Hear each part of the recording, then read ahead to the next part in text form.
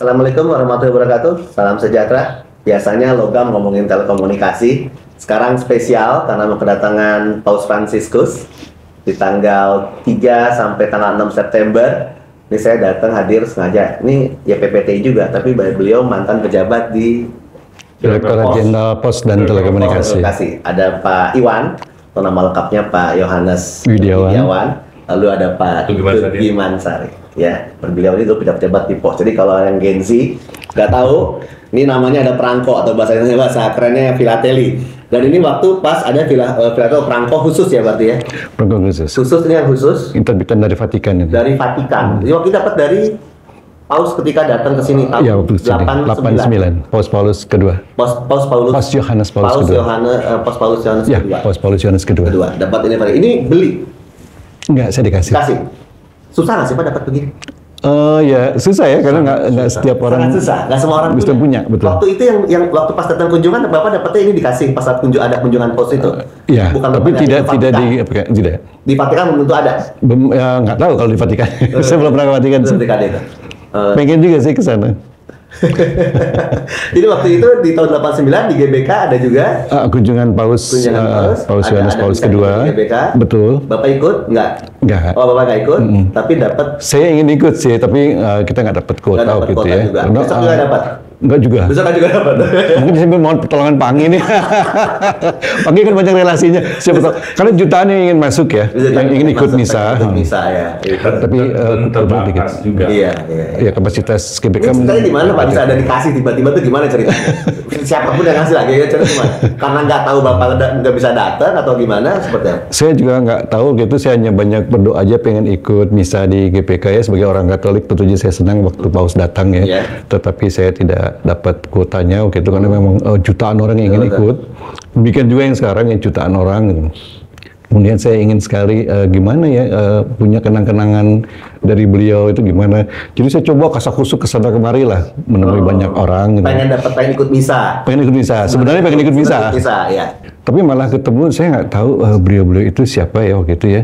Hanya saya waktu itu ngobrol dengan mereka terus saya minta bisa nggak saya dapat kenang-kenangan dari Paus ya, kunjungan Paus ini apa. Entah kalau kita ada seseorang yang memberikan Anda suka perangko?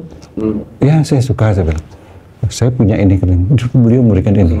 Wah, saya kaget juga. Jadi dikasih seperti itu aja? Ya gitu aja. Tapi Bapak dulu belum di postel? Belum di pos? Udah, saya di postel itu sejak... Waktu udah urusan yang urusan perangko filateli kayak belum ngurusin itu kan? Belum, saya ngurusin itu tahun 2001. Itu 89, jadi masih ada 13 tahun kemudian. 11 ya, 11-12 tahun. 11 tahun kemudian. 11 tahun kemudian baru Bapak tugas di Pos. Saya juga nggak tahu ini terbitan yang mana ya, tapi memang banyak sekali waktu itu terbitan dari berbagai negara ya. Cuma dikatanya dari Vatikan dan saya senang sekali waktu itu. Bagi saya itu suatu hal yang sangat luar biasa ya. Dan saya juga tidak sangka doa saya terjawab dengan cara yang lain. Dengan cara yang lain. Dan akhirnya berkecimpung lah di dunia Pos perangko. Dan anehnya juga akhirnya saya ditugaskan di situ. Di perangko. Katanya ada lagi Pak perangko. Yang dari emas, ada yang apa? Iya, banyak sekali ya. Ini juga patu juga. Ya. Iya. Ini emas nih? Ini terbuat dari emas. Jadi ini lapisannya itu lapisan emas ya. Ya ini dicetak dari katanya juga dari Bethlehem. Itu yang ini dari Bethlehem. Ini dapatnya sama tahun dengan ini? Oh enggak. Berbeda. Ini juga emas nih? Iya, ini juga dari emas. Ininya emas warna ininya emas ya? Emas. Jadi yang kuning-kuning ini terbuat ini dari lapisan emas ya. Bisa ya emas dibikin jadi? Iya, betul. Dari kulit juga bisa. Dari kulit? Ada yang dari kulit juga ada. Ini emas beneran nih berarti? Emas beneran. Coba berapa? Jadi dicetak di Perancis, di Cartor, Perancis, dan itu memang asli dari emas. Jadi buatnya memang sangat jelimet ya. Kebetulan saya kenal dengan ininya, ya. Bukan tinta emas kan, memang dari emas? Iya. Semacam mereka begitu. Lempengan emas itu dibuat seperti itu. Setipis ini, dicetak ditempel. Ini yang dari apa ini? Ini dari Jepang. Dari Jepang. Ini dari Jepang. Tanjung Fuji. Ini juga emas juga. Betul. Dunia filateli itu memang dunia yang unik ya. Jadi waktu kita pameran di Jepang, waktu kita hadir ke sana untuk memperoleh seperti ini pun juga sulit ya. Mereka biasanya pada umumnya perangko-perangko biasa. Jadi kalau orang berpendapat bahwa perangko hanya seperti itu salah ya. Iya, zaman saya perangko itu sih masih sekarang anak muda sekarang saya nggak tahu apa. Dan yang koleksi perangko ini bukan orang miskin. Iya betul, bukan orang yang kelebihan uang. yang nggak masuk akal. Nggak masuk Pak, ini akal. contoh aja. Nggak masuk akal. Perangko yang ini kira-kira berapa nilainya? Waduh, mungkin tidak ternilai ya, karena luar biasa ya. Ini kalau yang kayak gini ya, jangan dia berani juga berapa pun berani. Karena berani. Kita punya koleksi uang, Iya. uang 100.000 ya dulu, 100.000 dikasih dari Ruri. Peluri, Iya. itu angkanya 000 semua. Angkanya 00 semua. Ya kan nomor serinya. Itu pun kalau nggak salah di ini berapa waduh ini? Jadi nggak bisa megangnya Pak kalau mahal-mahal begini Pak. Jadi Ini perangko batik itu ya? memang ya Itu batik. nilai perangko itu luar biasa ya. 20.000, tapi ini 20 kan angkanya kan Pak nilainya kan? Yang tertera itu 20.000. Tetapi kalau di pasaran filateli itu bisa berpuluh ratusan kali lipat. Bisa jutaan. Jadi mungkin pernah mendengar perangko pertama dunia ya, yang terbit tahun 1840, namanya Penny Black atau Black Penny. Black Penny. Dulu itu sampai orang antara dua negara ya, Amerika dengan Inggris itu mengklaim bahwa kami yang punya yang aslinya. Iya. Sampai akhirnya dipertemukan, katanya di Balai Lelang Christie, kemudian mereka diadu, dicek dan betul. Dua-duanya asli. Jadi dua-duanya asli, bukan cuma satu, dua-duanya Bukan asli. Nah kalau nggak salah itu yang orang Amerika bilang, saya beli deh, nilainya $1 juta. Iya. Ya. Setelah dia beli, di hadapan umum, itu perangko itu dibakar. Saat itu juga dibakar. Saat itu dibakar. Jadi Jadi dia ngeklaim bahwa saya lah pemilik satu-satunya perangko asli di dunia yang terbit tahun cuma 1840. selembar itu aja. Dari tadinya ada 2 lembar, jadi 1 lembar. Berarti itu harganya udah gila-gila. Gila.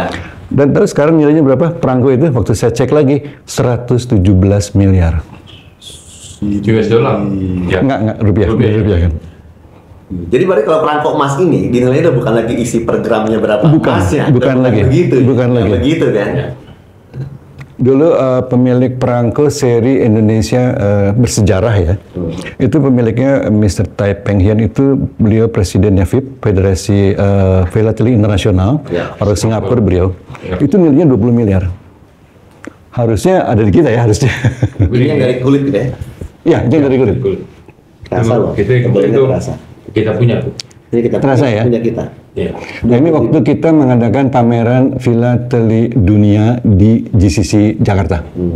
Kita menerbitkan ini, itu juga nyetaknya di Kartor Prancis 69 Nyetak apa nyetak si? untuk perangko ini. Oh, Kita bukan belum Indonesia. bisa. Kita belum bisa. Belum bisa. Tapi sekarang udah bisa. Belum. Saya kurang tahu ya. Sekarang mana?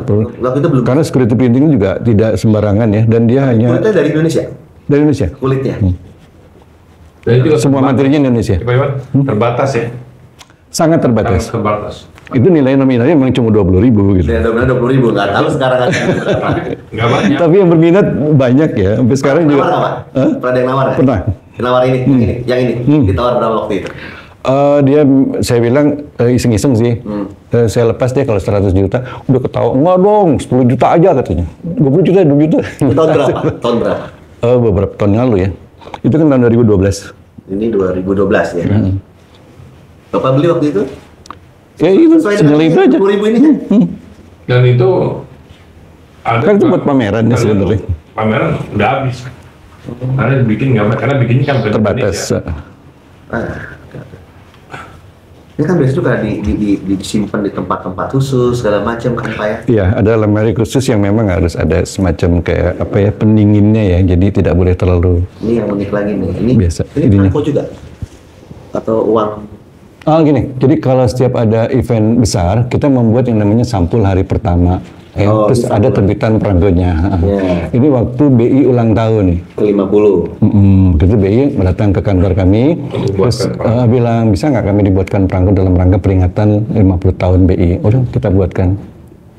Dan ada tanda tangan Pak Burhanuddin Abdullah. Itu Gubernur BI saat itu. itu sama satu lagi Pak Pak Arifin Siregar, Gubernur BI BI sebelumnya. Ini orang-orang penting di BI waktu itu. Betul, betul. Bahkan waktu itu Ibu Miranda Gautam ya, Deputi Gubernur BI, itu senior ya. borong. Borong. Sampai kalau nggak salah sampai 300 juta, 200 juta ya. Amplop ini. Ya, apapun dengan perangkonya, Dengan dengan perangkonya. Karena dia ingin mengirimkan ke semua rekan-rekannya di seluruh dunia. Oh, Memang luar biasa ya. luar biasa kelihatannya. Ini yang udah ditawar-tawar mana selain yang tadi, Bang? Ini udah ditawar juga? Oh, nggak pernah ada yang tahu itu rahasia. Rahasia. Menarik ya. Menarik sih. Itu kata Pak Wayan tuh jimat nggak boleh. Jimat. Oh, jimat ya, nggak boleh gini ya. Juga itu bisa mendekatkan hubungan antar bangsa ya. Jadi waktu kita ketemu Pak Dubes yang ada di Jakarta, khususnya Slovakia ya. Ya. Waktu itu beliau bilang, ini bisa nggak kita bikin untuk ini kerjasama semacam joint issue of STEM gitu ya. Oke, saya bilang oke.